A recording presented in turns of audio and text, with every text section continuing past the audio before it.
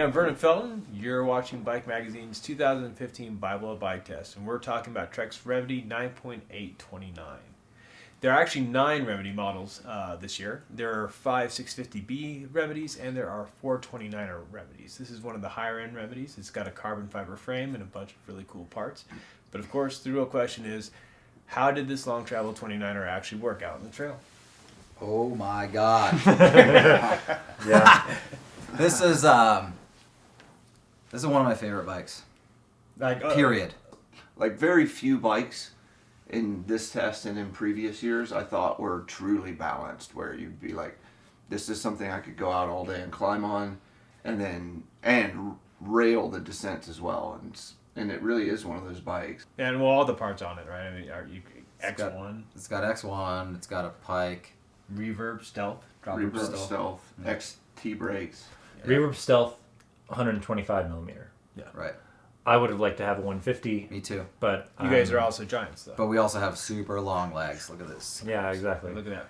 Yeah, I wish I could touch my toe, but it's so long, it's so far away, and I'm so inflexible. Outstanding parts kit. Yeah. Primarily carbon frame, carbon main frame, and seat stays, right?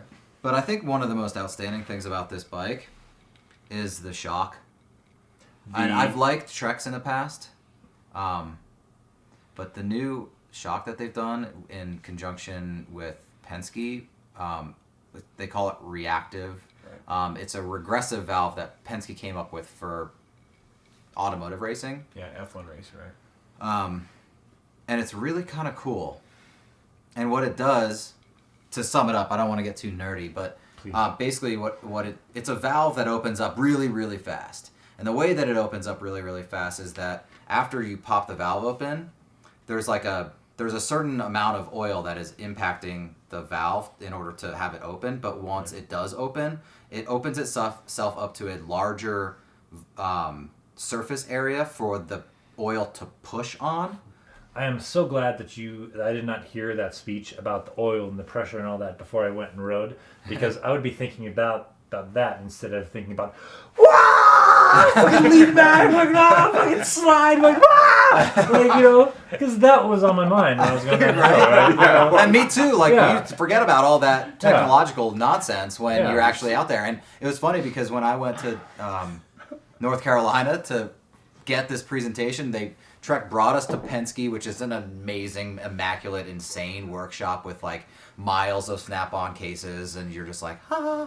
And they're feeding you the Kool-Aid, man. They're like, this shock is the best thing ever, and you're like, okay, whatever. Like, I have my doubts, right? Like, I've drank the Kool-Aid before, and I know what it tastes like. And so I was like, I'm gonna go home and just try it without all this stuff. And they're like, you can notice it out on the trail, like it's instantly noticeable. But who really rides shocks where it's like you can actually really tell the difference right away? It's usually kind of a subtle difference. Sure. I got on this thing and I was like immediately impressed. I could feel it in the first 100 feet of the trail. I was like, whoa, that's opening up quick. And providing support right away again. And then I really wanted to touch upon the fact that the first remedy I tested, I think it was Bible 1, and it was the price of it was a talking point. This was 6 years ago, but it's $9,500 or so. And I'm like, okay, it's another remedy, it's a carbon remedy. It's $8,500. Yeah, I don't really like this bike. It's $8,500. How much does it cost? $5,560. Yeah. Yeah. Where's my credit card? Did you lose your wallet? I took it. No, it was not $5,560. I think my credit card's already been beat up con in $2. It's that's not cheap, but it's a whole lot of bike. It doesn't do anything badly, honestly, which is why it's one of my favorite bikes that I've ever ridden, because it climbs like a billy goat. The thing climbs almost as well as the shorter travel Fuel EX. But it goes downhill so well too. Yeah. And it has so much traction because of those big wagon wheels. It's just 29ers don't rule. They haven't ridden this bike yet. That's it. Yeah, it's one of those. Again, it's like the Enduro 29er. It's a sort of category redefining bike. It is. It's proof that again the wheel size doesn't dictate how much fun you can have on it. It's a hell of a lot of fun. Yeah. And incredibly balanced. If you want to know more about the bike, check out Bike Magazine's Bible Bike Test. If you want to watch more bike test videos, go to bikemag.com.